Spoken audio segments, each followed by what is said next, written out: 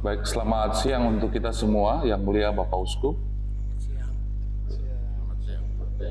Direktur SKP Keuskupan Timika Bapak Salwan Nimbo dan Bapak Rudolf sebagai Sekretaris SKP dan juga teman-teman wartawan yang kami cintai. Terima kasih karena telah memenuhi undangan kami untuk datang bersama-sama dalam konferensi pers pada hari ini. Kita akan langsung saja pada konferensi pers kita. Untuk itu, kepada Pak Saul sebagai Direktur SKP, kami silakan. Baik, selamat siang semua.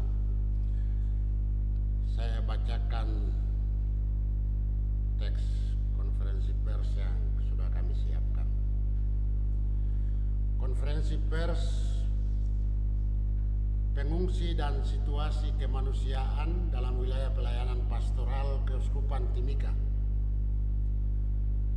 Saudara-saudari, rekan-rekan media dan seluruh masyarakat Indonesia, secara khusus masyarakat di seluruh tanah Papua, salam sejahtera untuk kita semua. Kami mengundang saudara-saudari media dan ingin menyapa kita semua untuk menyampaikan keprihatinan mendalam atas situasi kemanusiaan yang semakin hari semakin memburuk di tanah Papua, khususnya terkait dengan konflik bersenjata yang terus berlangsung antara aparat keamanan negara dan kelompok pejuang Papua Merdeka di sejumlah wilayah di tanah Papua. Hingga saat ini, eskalasi konflik bersenjata atau perang semakin meningkat, mematikan, dan juga terus mengancam kehidupan masyarakat sipil di tanah Papua, khususnya di wilayah seperti Kabupaten Intan Jaya, Kabupaten Puncak Papua, juga misalnya di Kabupaten Duga, dan sesekali meletup juga di Kabupaten Paniai, Kabupaten Dogiai, dan Deyai. Semakin meningkatnya eskalasi konflik atau perang bukan saja karena adanya operasi militer, perang dengan strategi seperti membumi hanguskan perkampungan-perkampungan warga sipil, tetapi juga dan terutama karena aparat keamanan menggunakan persenjataan modern dan canggih dengan daya ledak yang tinggi. Dengan persenjataan-persenjataan seperti itu yang jangkauannya lebih luas, seperti pesawat tempur, helikopter, mortir, bom, memakai sarana seperti drone, yang tidak hanya menyerang TPNPB OPM, tetapi juga menyasar pemukiman dan ruang-ruang sipil, seperti perkampungan, sekolah, rumah sakit atau puskesmas, gereja, pastoran-pastoran atau pastori, atau rumah-rumah petugas gereja, kebun, kandang ternak warga, dan tempat-tempat lain di mana masyarakat sipil beraktivitas, sehingga mereka benar-benar terperangkap di tengah perang ini.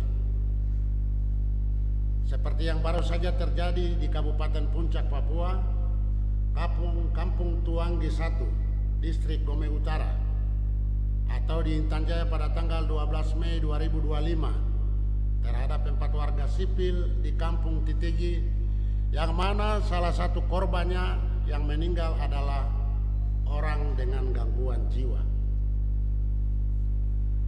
Perang antara TNI Polri melawan TPNPB OPM sudah cukup lama dan banyak memakan korban jiwa.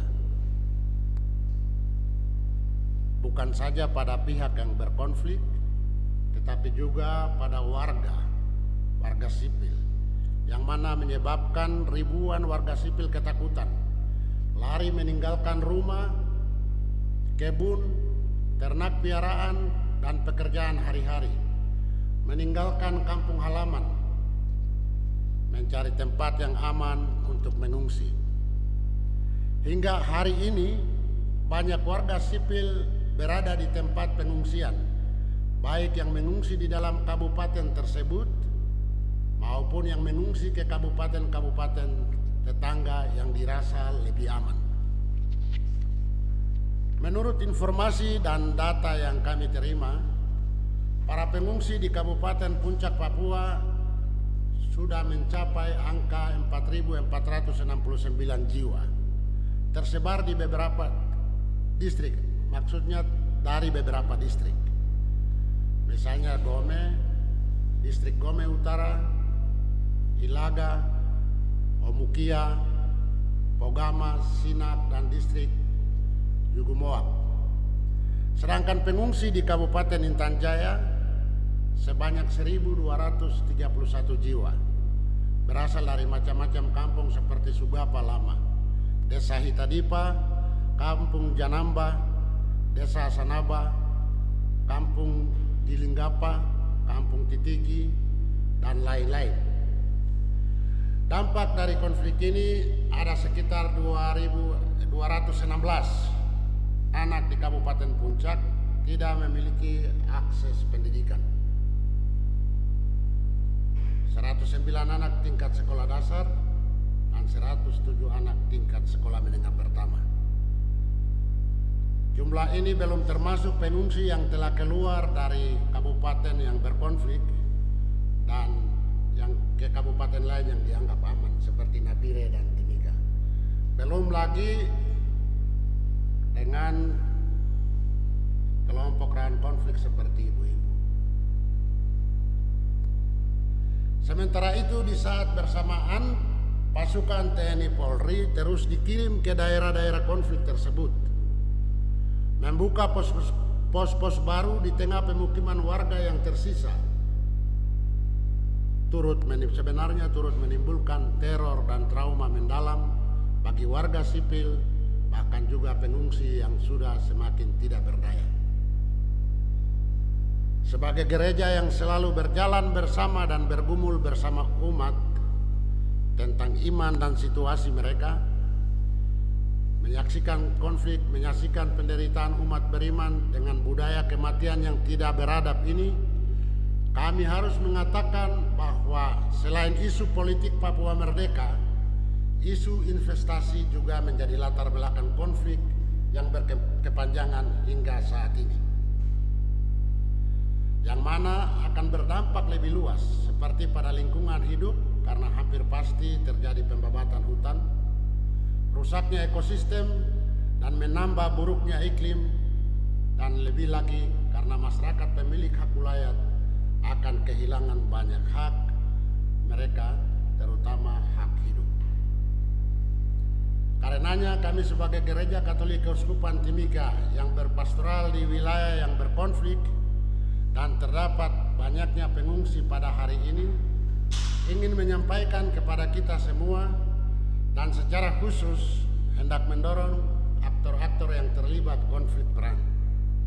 Pertama, kepada negara dan pihak TPNPB OPM yang mengangkat senjata untuk segera melakukan jedah kemanusiaan, meletakkan senjata, menciptakan zona tanpa perang demi adanya pertolongan kemanusiaan bagi masyarakat sipil yang mengungsi di berbagai tempat.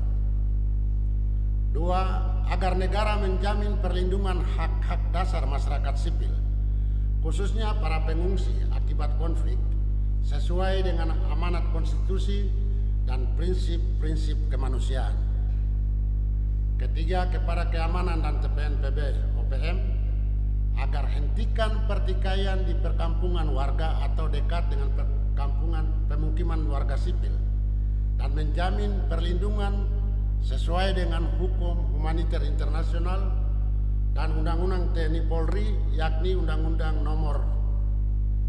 TNI nomor 34 tahun 2004 dan Undang-Undang Polri nomor 2 tahun 2002. Yang keempat, kepada keamanan, agar menghentikan kebijakan militeristik terhadap warga sipil di kamp pengungsian, termasuk pelarangan berkebun dan wajib lapor yang mengekang kebebasan para pengungsi. Karena kebijakan seperti ini jelas-jelas mengancam ketahanan pangan dan keberlangsungan hidup para pengungsi yang hari ini hidup penuh keterbatasan sandang dan pangan. Yang kelima, agar negara segera melakukan jeda investasi di seluruh tanah Papua, meninjau kembali proses-proses dengan masyarakat pemilik hak wilayah, meninjau kembali semua izin-izin eksploitasi sumber daya alam yang telah dikeluarkan kepada investor yang berpotensi merusak alam dan menghancurkan sumber penghidupan masyarakat pribumi Papua. 6. Kepada pemerintah pusat, provinsi, dan daerah agar sungguh-sungguh hadir dan menjalankan fungsi pelayanan publik secara maksimal kepada semua warga masyarakat dan secara khusus kepada para pengungsi, termasuk penyediaan bantuan kemanusiaan dan pemulihan sosial. Yang ketujuh, kepada pemerintah pusat hingga daerah, pihak TPN-OPM dan pihak TNI Polri agar bersama-sama berupaya mencari pendekatan penyelesaian konflik yang lebih beradab, lebih bermartabat, lebih manusiawi, dan kepada semua pihak harus bersedia untuk berdialog secara politik melalui mediasi pihak ketiga yang netral. Kami Gereja Katolik Keuskupan Timika percaya bahwa dengan kemauan baik dari negara dan dari semua pihak terkait, situasi kemanusiaan di tanah Papua yang terus memburuk dan secara khusus di Kabupaten Intan Jaya, Puncak, dan Dugama dapat dipulihkan. Dan semoga Tuhan Yang Maha Esa membantu dan memberkati upaya-upaya kita bersama ke depan. Terima kasih. Terima kasih Pak Saul. Saya kira selanjutnya saya berikan kesempatan kepada teman-teman untuk dapat bertanya, baik itu kepada Pak Saul, Pak maupun kepada Pak Suyono. Bapak kalau Ya. teman-teman saya ingin bertanya. Ini juga memberikan gambaran umum terkait dengan situasi dan kehidupan gereja di umat kita dengan adanya konflik ini, kira-kira pelayanan pastoral kita di tempat-tempat yang konflik maupun kita seperti apa? Terima kasih teman-teman dari media. Selamat siang semua para pendengar. Saya kira dengan adanya konflik ini pelayanan itu sangat terganggu. Karena apa? Karena konsentrasinya pasti tidak seperti yang di tempat yang tidak konflik. Salah satu contohnya adalah misalnya pelayanan sakramental misalnya. Itu pasti tidak akan terjadi karena sakramen baik itu baptis, komuni pertama, krisma tidak akan terjadi kepada mereka. Ada beberapa paroki kami ya pasti akan tidak tahu berapa lama akan mereka bisa menerima sakramen karena tidak akan dilayani karena mereka semua di tempat pengungsian dengan situasi yang terbatas, dengan kebutuhan pokok yang mereka butuhkan tidak terjamin. Ya kita mau datang berbicara dengan mereka tentang soal aspek spiritual ini susah. Jadi saya kira sangat terganggu. Jadi oleh karena itu menjadi suatu keprihatinan kami yang sangat mendalam.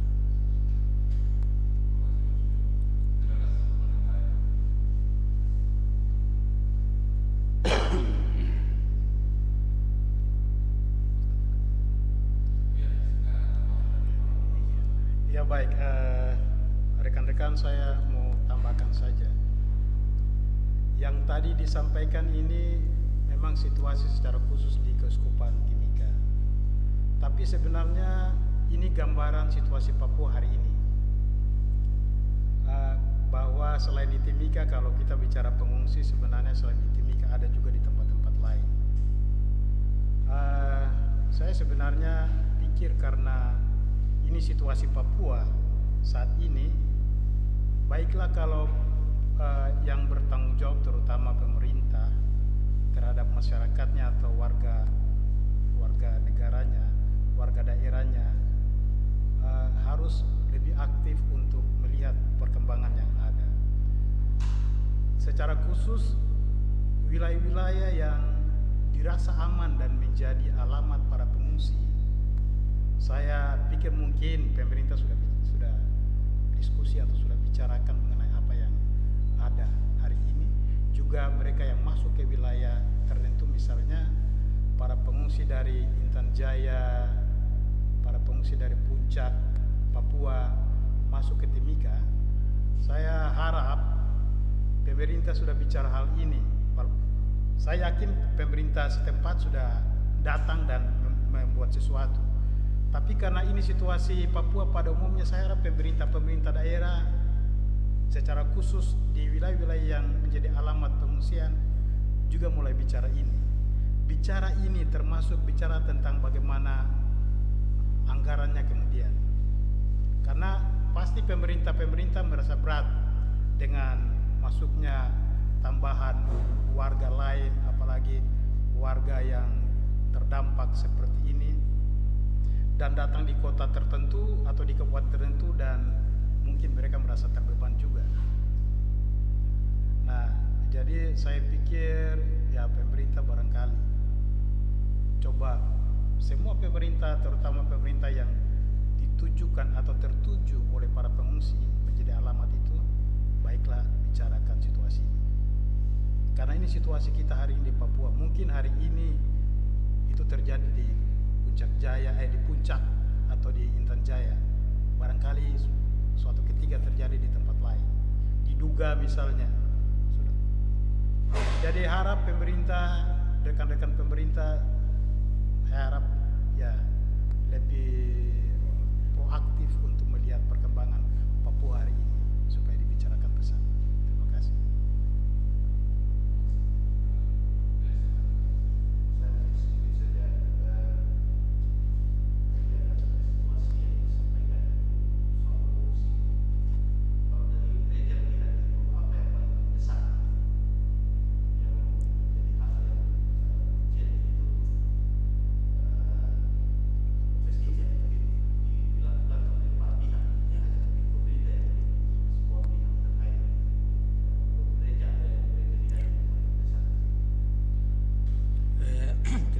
Saya kira gereja merasa yang sangat terdesak dan memang mendesak sekarang ya kebutuhan mendasar para pengungsi, karena soal makan minum setiap hari, soal kesehatan dan pendidikan itu yang paling penting, kemudian tempat tidur ya, rumah dan sebagainya. Jadi itu yang saya kira ini adalah soal berkaitan dengan hak-hak dasar hidup manusia. Dan itu tanggung jawab negara. Kalau negara tidak hadir, itu sebenarnya kelalaian negara.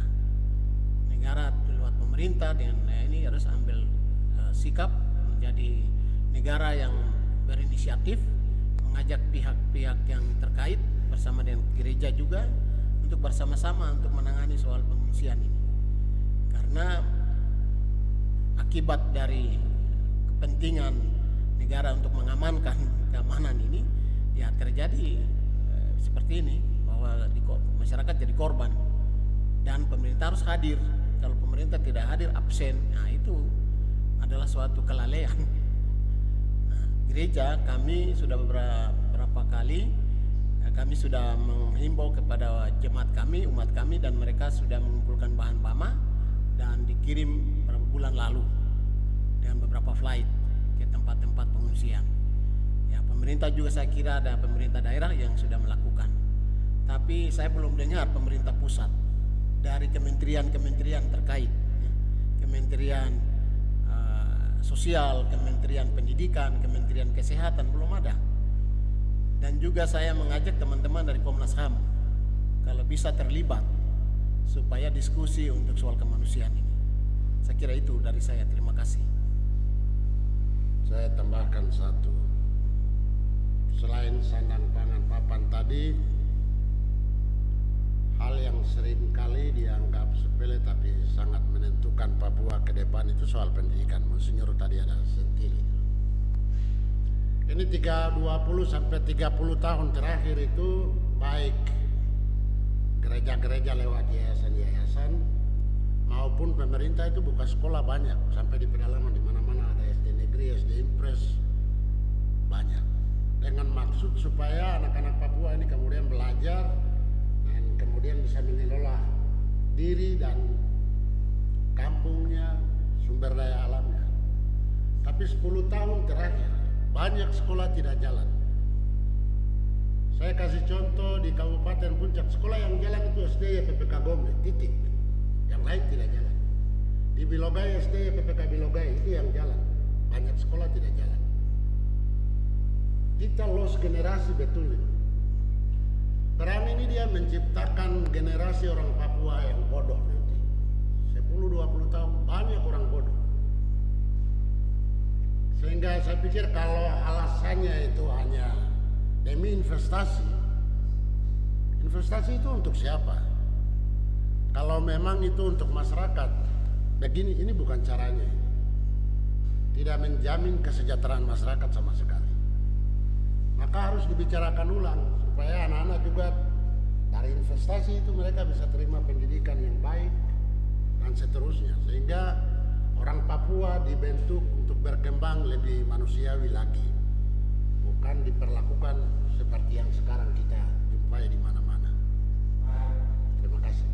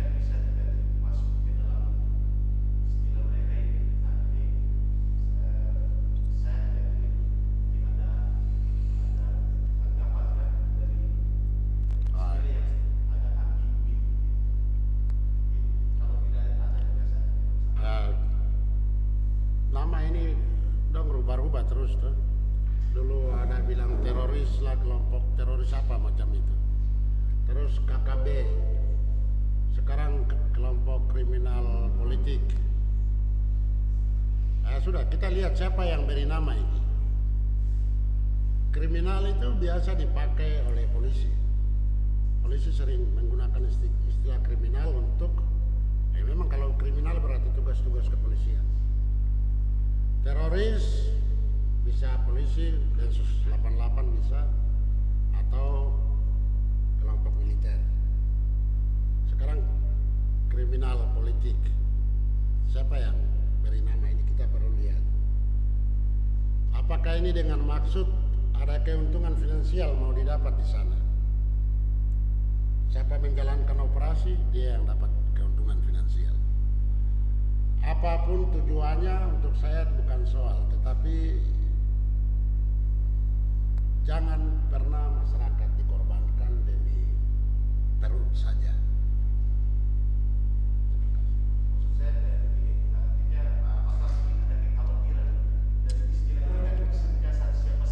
Boleh jadi ini ada lanjutan atau kaitan dengan undang-undang pembaharuan revisi KUHP yang isinya termasuk di dalamnya kalau polisi bisa menangkap siapa saja yang dicurigai, kapan saja dan di mana saja. Apakah ada hubungan dengan itu? Sehingga tidak dipakai lagi misalnya kriminal bersenjata atau teroris, tapi kriminal politik.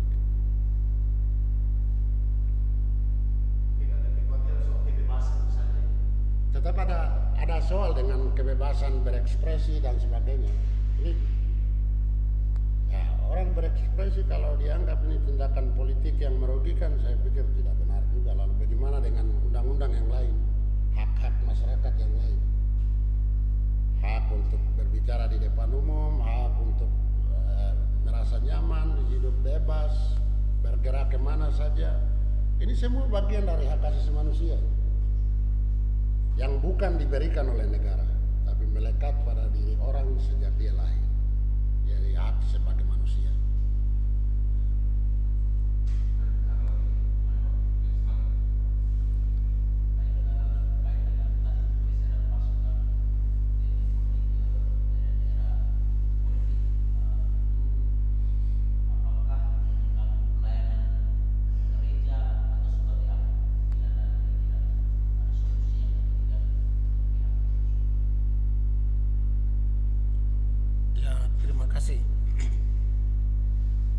saya kira solusi dari kami tidak punya resource itu ada di negara, dan yang membuat konflik kan kebijakan dari negara, bukan kebijakan dari gereja.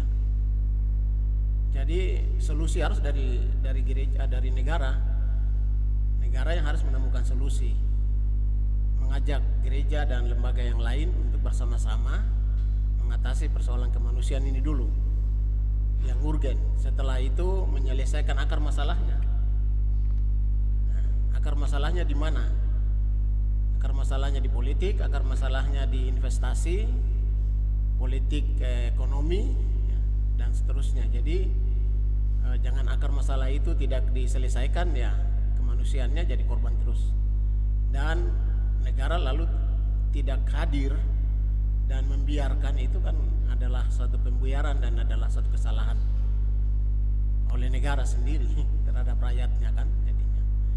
Jadi saya kira untuk soal solusi yang paling utama adalah mengatasi persoalan kemanusiaan yang urgen, memberi mereka hak-hak dasar yang mereka punya, dan yang kedua adalah menyelesaikan konflik yang tadi sudah kita bacakan. Harus ada dialog untuk menyelesaikan, karena kalau tidak ada dialog bukan manusia lagi. Kalau manusia kan pasti duduk untuk berdialog. Kalau binatangnya tidak mungkin berdialog.